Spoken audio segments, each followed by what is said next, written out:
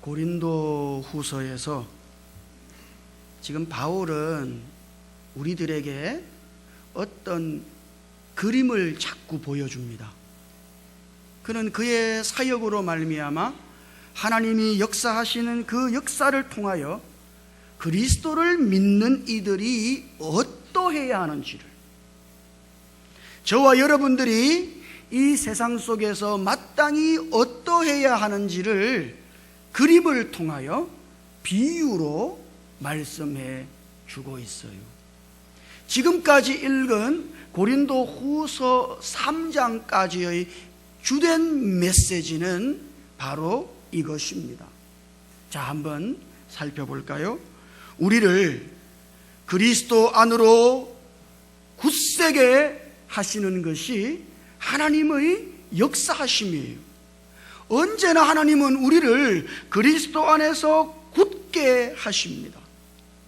우리를 더욱더욱 그리스도 안으로 침투해 넣어서 그 그리스도 안에서 굳게 하시고, 그리스도로 말미암아 성령의 기름 부으심이 그리스도 안에서 우리 안으로 흐르게 하심으로써 우리가 그리스도에 의해 점령되고 그리스도에 의해 점유되게 하십니다. 그래서 우리는 이 땅 위에 그리스도의 포로가 되어서 나타나는 것이죠. 이것이 고린도후서 2장 14절에서 말하는 바울이 마땅히 그리스도인들이 어떠한 모습인지를 보여주는 첫 번째 그림이에요.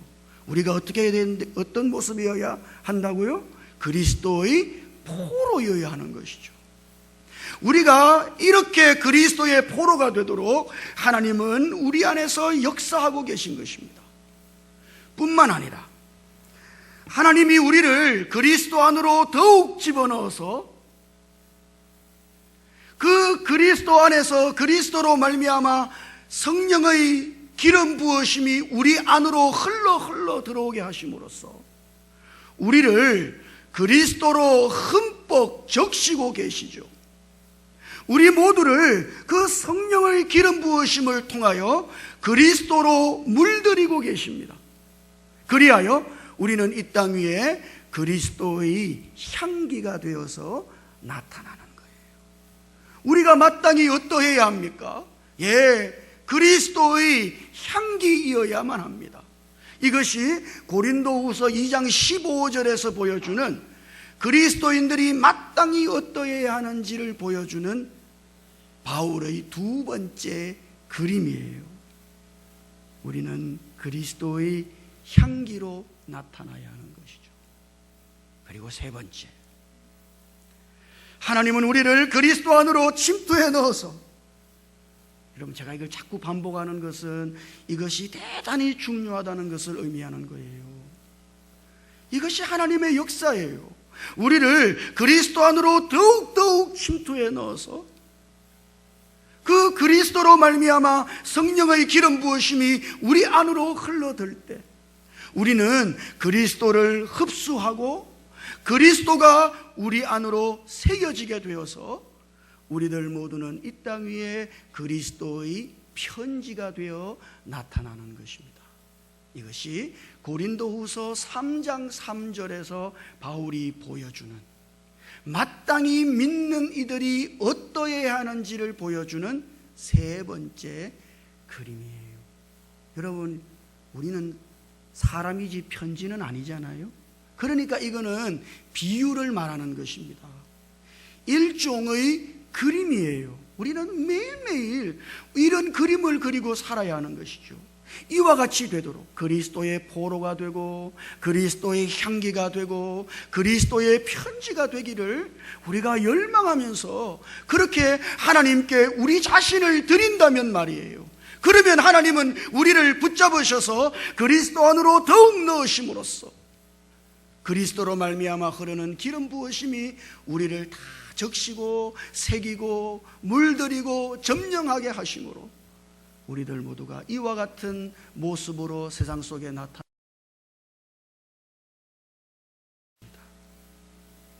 이것이 하나님이 지금 우리 안에서 하시고자 하시는 일이에요. 매일매일. 자, 그리고 이제 비로소 네 번째 그림을 제시하고 있습니다. 그리스도를 믿는 이들이 어떠해야 할까요? 그 네 번째 그림은 18절에 있어요. 한번 읽어볼까요? 18절. 같이 읽어보죠. 시작. 우리가 다 수고를 벗은 얼굴로 거울을 보는 것 같이 주의 영광을 보매 그와 같은 형상으로 변화하여 영광에서 영광에 이르니 곧 주의 영으로 말미암음이니라. 아멘. 여러분, 이 18절 말씀이 대단히 장황해 보이죠. 이게 잘 이해하기가 힘들어요. 그것은 아마도 거울로 보는 것 같이 본다는 바로 이 말 때문일 것입니다. 거울로 보는 것 같이 본다는 이 말이 뭘까요? 사실 이 말은 헬라 거울도 있고 우리식으로 말하자면 본다는 말도 있고 여러 가지 말이 조합되어서 있습니다만 헬라어로 읽을 때는 이것이 한 단어입니다. 그 헬라어로 읽으면 이렇게 돼요. 카토프 프리조마이, 그렇게 돼요. 죄송합니다. 이런 꼬불한 글을 써서. 근데 이 말씀을 이해하려고 그러면 이걸 알아야 돼요. 카토프 프리조마이. 여러분, 여기 이 말은 신약 성경 딱 여기 한 군데 쓰여진 대단히 독특한 말입니다. 이 말이 무슨 뜻일까요? 그것은 이것이에요. 자, 거울처럼 무엇인가를 보고 반사한다는 뜻입니다. 참 헬라어는 오묘하죠. 그것이 한 단어에 다 들어있어요. 그런 의미가 거울처럼 무엇인가를 보고 반사하는 것, 그것이 카토프 프리조마이라고 하는 말의 원래 뜻입니다. 여러분, 여기 거울이 하나 있어요. 자, 여기 거울이 저를 비추고자 한다면 그 거울은 반드시 저를 보고 있어야 하는 것이죠. 저를 보고 있지 않는 거울은 저를 비출 수가 없어요. 그래서 거울이 저를 보고 있을 때 거울의 그 면에 저의 상이 그 거울의 면에 맺혀지게 되는 것이죠.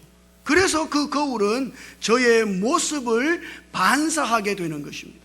바로 그와 같은 것을 말할 때 카토프 프리조마이라는 말을 쓰는 것이죠.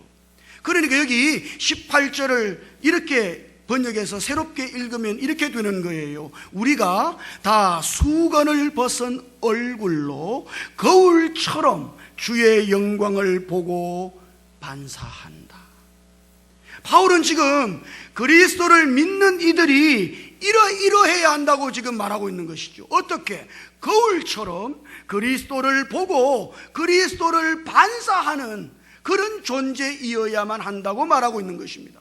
여러분들이 그리스도를 비추는 거울이어야 한다는 것이죠. 여러분들은 보신 적 있어요? 여러분을 거울이라고 여겨보신 적 있습니까? 바울은 지금 우리가 거울이라고 말하고 있는 거예요. 어떤 거울? 그리스도를 반사하고 비추는 그런 거울이어야 한다고 말하고 있는 것입니다. 그러면 여기 아주 중요한 문제가 하나 있어요. 우리가 어떻게 그리스도를 비추는 거울로 나타날 수 있는가? 저와 여러분들이 어떻게 그리스도를 비추는 거울로 이 땅 위에 나타날 수 있을까요? 그것은 18절 앞부분에 있는 것처럼 우리가 다 수건을 벗은 얼굴로, 그렇게 되어 있죠. 그러니까 가장 먼저 우리는 우리를 덮고 있는 이 수건을 제거해야 하는 것이에요. 어떤 사람은 내가 수건으로 덮여져 있나? 그럴지도 모르겠습니다. 그러나 여기 이건 비유죠. 거울이 있는데 그 거울이 천으로 덮여져 있어요. 여러분, 그러면 어떻게 될까요?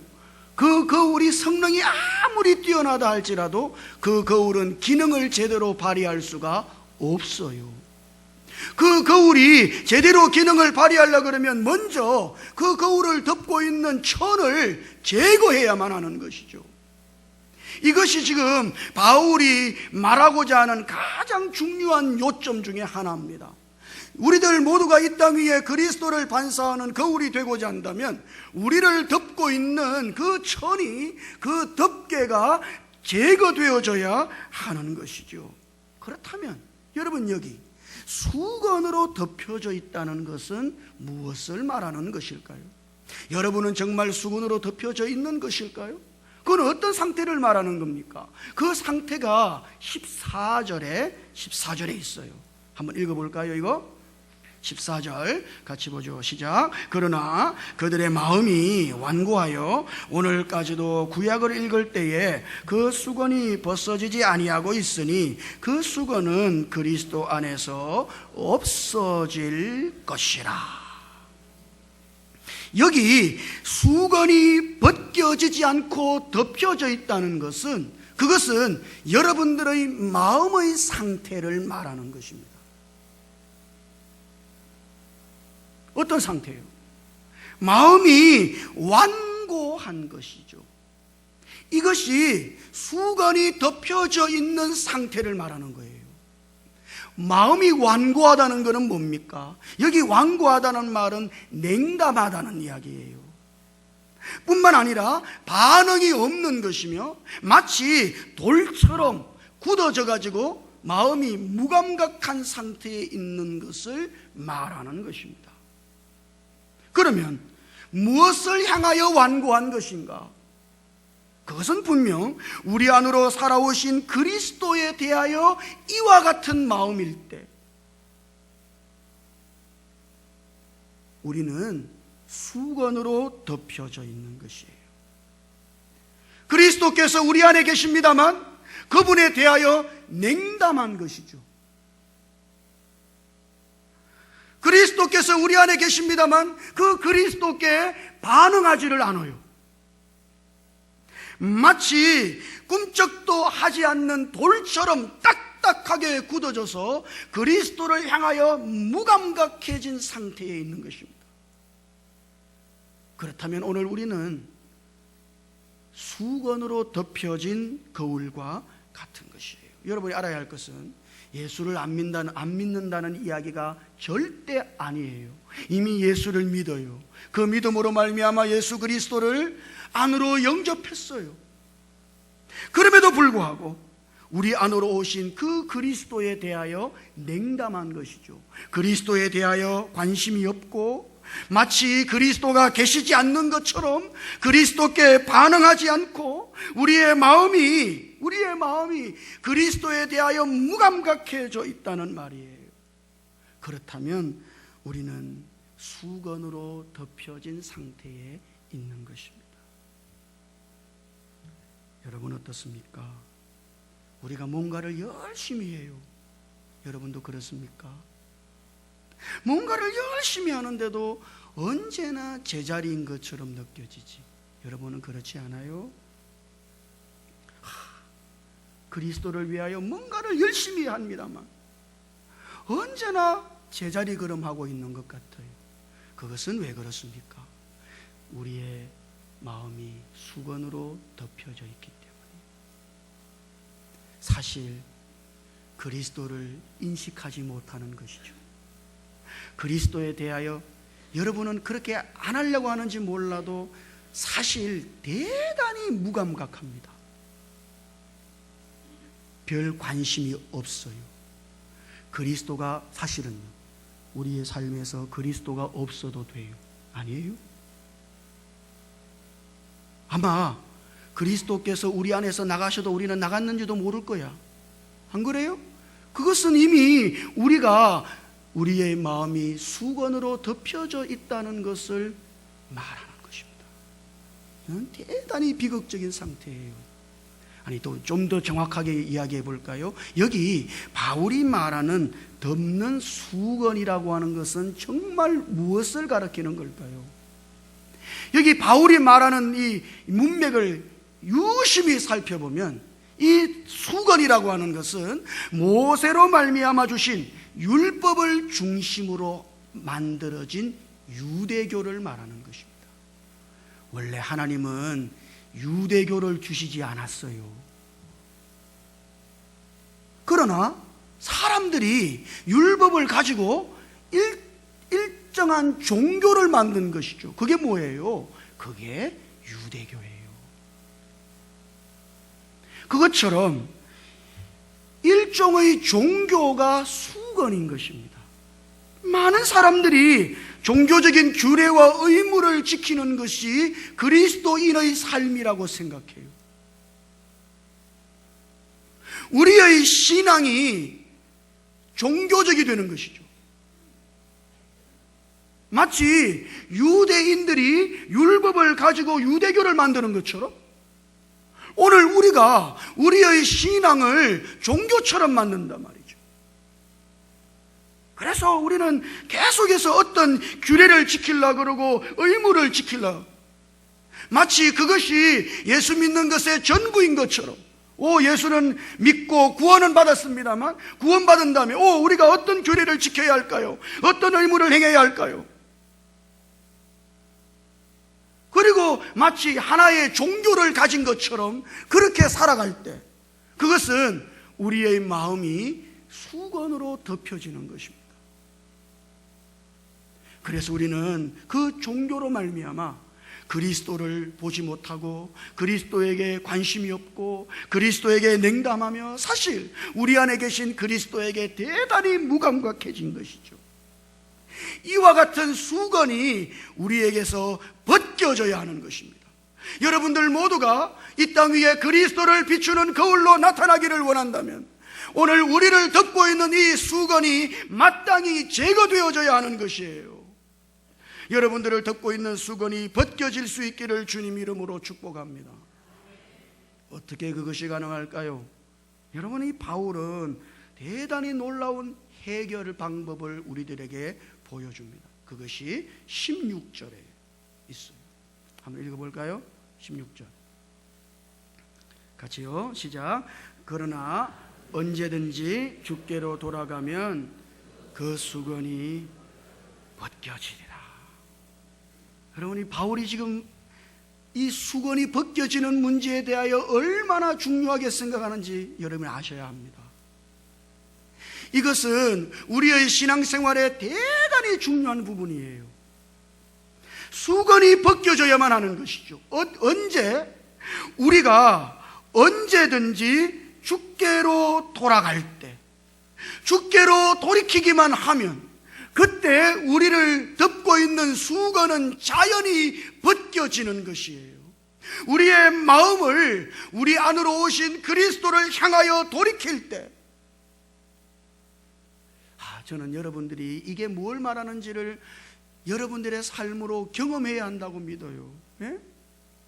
아직 이게 뭔지를 모르겠어요. 우리의 마음이 우리 안으로 살아오신 그리스도를 향해 있어야 한다 이 말입니다. 그리고 우리의 마음을 그 그리스도께로 돌려야 하는 것이에요. 그렇게 한다면 우리를 덮고 있는 수건은 자연히 벗겨질 것입니다. 여러분, 매일매일 우리는 일상의 삶 속에서 어때요? 우리의 마음이 그리스도를 향하여 있지 못한 것을 발견하잖아요. 아닙니까? 우리는 이 세상의 삶 속에서 계속해서 뭔가 덮어쓰고 있는 거예요. 자꾸. 그래서 우리는 어때요? 우리의 마음이 그리스도를 향하여 있지 못하고 전혀 엉뚱한 것을 향해 있는 것을 발견할 수 있어요. 이런 상태를 매일매일 돌이킬 때 우리의 마음을 그리스도께로 향하여 돌이킨다면 우리를 덮고 있는 수건은 자연히 벗겨지게 될 것입니다. 그러므로 우리는 이 땅 위에 그리스도를 비추는 거울로 나타나기 위하여 우리의 마음을 매일매일 그리스도께로 향하여 돌이켜야 하는 거예요. 어떤 순간이든지. 그렇게 하면 어떻게 될까요? 우리의 마음을 그리스도께로 향하여 돌이키면 어떻게 될까요? 18절에 있어요. 한번 다시 읽어볼까요? 18절 같이요. 시작. 우리가 다 수건을 벗은 얼굴로 거울을 보는 것 같이 주의 영광을 보매 그와 같은 형상으로 변화하여 영광에서 영광에 이르니 곧 주의 영으로 말미암음이니라. 여러분, 그때 우리는 변화를 가지게 되는 것이에요. 여기 변화라고 하는 이 말, 이것은 어떤 행동을 고치는 그런 게 아니에요. 예를 들면 담배 피던 사람이 담배 끊었어. 그와 같은 행동을 고치는 것이 여기서 말하는 변화가 아닙니다. 여기서 말하는 이 변화라고 하는 말은 사실 존재가 바뀌는 것이에요. 예? 여러분들의 행동이 바뀌는 것이 아니라 그 넘어서 우리의 존재 자체가 바뀌는 것이 여기 나타나 있는 이 변화라고 하는 말의 의미인 것이에요. 그러니까 우리가 우리의 마음을 계속해서 그리스도를 향하여 돌이킬 때, 그런다면 우리는 우리 안에 뭔가가 변화가 일어나는 것을 경험하게 되는 것이죠. 어떻게 이런 변화가 일어납니까? 그 바울의 설명이에요. 여러분 잘 들어보십시오. 어떻게 이런 변화가 일어나죠? 단계가 이렇습니다.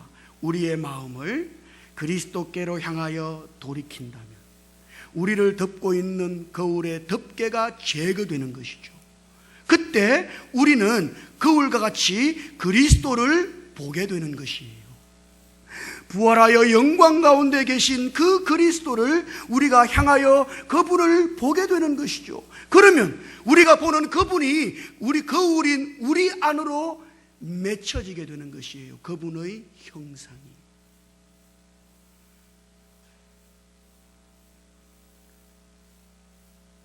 이와 같은 과정을 반복할 때 그리스도의 형상이 점점 더 우리 안에 선명히 맺혀져서 우리는 그리스도를 비추고 반사하는 선명한 거울로 이 땅 위에 나타날 것입니다. 누가 이런 일을 해요? 그것은 성령께서, 주님의 영이 우리가 우리의 마음을 그리스도께로 향하여 돌이킬 때, 그때 주님의 영이 그리스도를 우리 안으로 비추심으로써, 사실 주님의 영이 우리 안으로 흘러서 그리스도를 우리 안으로 옮겨 부으시는 것이죠. 그래서 우리 안에 그리스도의 형상이 맺혀지는 것이에요. 그래서 우리는 이 땅 위에 그리스도를 비추고 반사하는 거울이 되는 것이죠. 야, 여러분, 저는 여러분들이 이 과정을 선명하게 이해하고 매일매일 이 과정을 반복하며 살아야 한다고 믿습니다. 그러면 지금까지 여러분이 대단히 이상했을 거예요. 한번 들어보세요. 성령께서 그 기름 부으심으로 말미암아 우리 안으로 흘러 들어오실 때, 그때 우리를 점령하시고 점유하시는 분은 그리스도이십니다. 흐르시는 것은 성령인데 우리를 점령하시는 분은 그리스도예요. 그래서 우리가 그리스도의 편지가 되는 것이죠. 바울의 논지가 똑같습니다. 성령께서 그 기름 부으심으로 우리 안으로 흐를 때, 그때 우리 안에 적셔지시는 것은 그리스도예요. 그래서 우리가 그리스도의 향기가 되는 것이죠.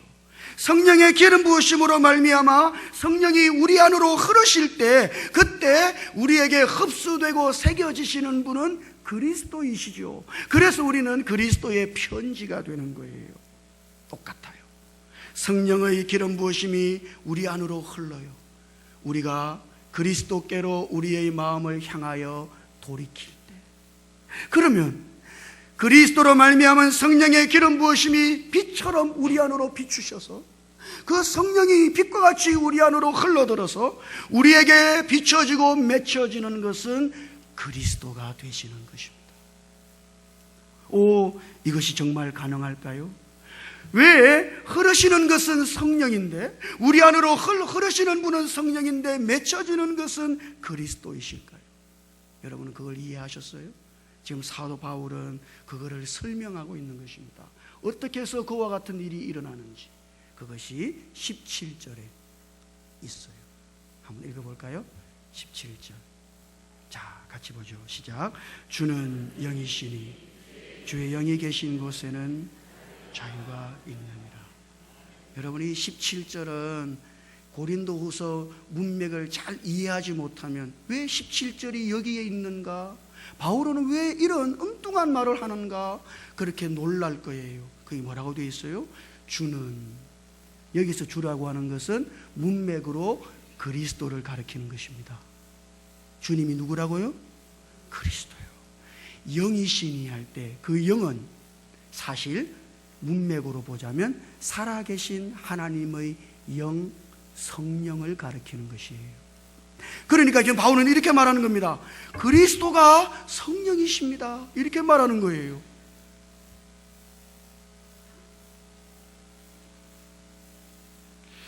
그 뒤에 주의 영이 계신 곳에는 자유가 있느니라. 그 뒤에는 또 이 성령을 주의 영이라 그렇게 불렀어요. 여러분, 이거는 대단히 놀라운 비밀인 것입니다. 주님의 영이라 그랬으므로 사실 주님과 그 성령은 사실은 구별되는 분이시죠. 예? 구별되는 분이세요. 그럼에도 불구하고 주님은 바로 그 성령이신 것이죠. 여러분, 이게 삼위일체 아니에요? 그분은 구별되는 분이시지만 또 그분은 하나이시죠. 그분은, 주님은, 그리스도는 영이시지만 그런데 그 영은 그리스도의 영입니다. 그러니까 그분은 구별되지만 하나이신 분으로서 사실 성령께서 우리 안으로 흐르실 때 그것은 그리스도께서 우리 안으로 흐르시는 것과 똑같은 것이며, 성령께서 우리를 물들이실 때 그것은 그리스도께서 우리에게 적셔지는 것과 똑같은 것이며, 성령께서 우리를 비추실 때 그것은 사실 그리스도를 비추어내는 것과 똑같은 것이 되는 것이죠. 그래서 이와 같은 성령의 역사로 말미암아 우리가 이 땅 위에 그리스도를 비추는 거울로, 점점 더 선명한 거울로 나타나게 되는 것입니다. 여러분, 이와 같은 과정은 대단히 점진적이에요. 하루아침에 말이죠, 어떤 사람이 왕창 은혜를 받고 막 헷가닥해서 그런 게 아니에요. 절대 그렇게 되는 게 아닙니다. 그래서 바울은 18절에서 영광에서 영광에 이른다 그렇게 말하고 있는 거예요. 이 말이 뭐예요? 이거는 점진적이다 이 말이에요. 대단히 점진적인 과정을 거쳐야 하는 것이죠. 우리는 매일매일 우리의 마음을 그리스도께로 향하여 그리스도께로 돌이킴으로써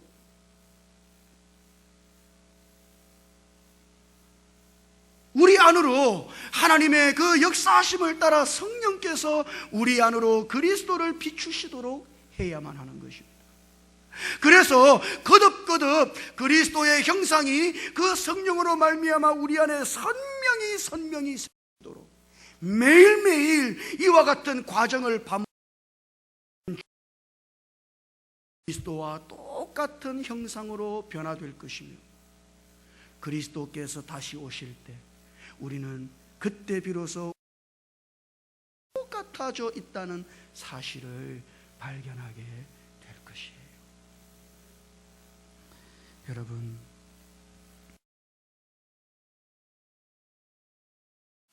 이런 과정을 매일매일 거쳐야 해요. 여러분들 안에 있는 열망은 무엇입니까? 뭘 하기를 원하셔요? 어떻게 되기를 원합니까? 여러분들의 바라는 소망은 뭐예요? 오늘 우리가 그리스도와 똑같이 되기를, 아니 사실 선명하게 그리스도를 이 땅 위에 사람들에게 비추어내는 거울이 되기를 오늘 우리들 모두가 열망할 수 있기를 주님 이름으로 축복합니다. 이를 위하여 우리의 마음을 그리스도께로 날마다 향하여 돌이킴으로써 그 성령의 흐르심을 통하여 그리스도의 형상이 우리 안에 점점 더 선명하게 맺혀져서 우리들 모두가 그리스도를 비추는 거울로, 더 선명한 거울로 온전하게 나타날 수 있기를 주님 이름으로 축복합니다. 기도하십시다.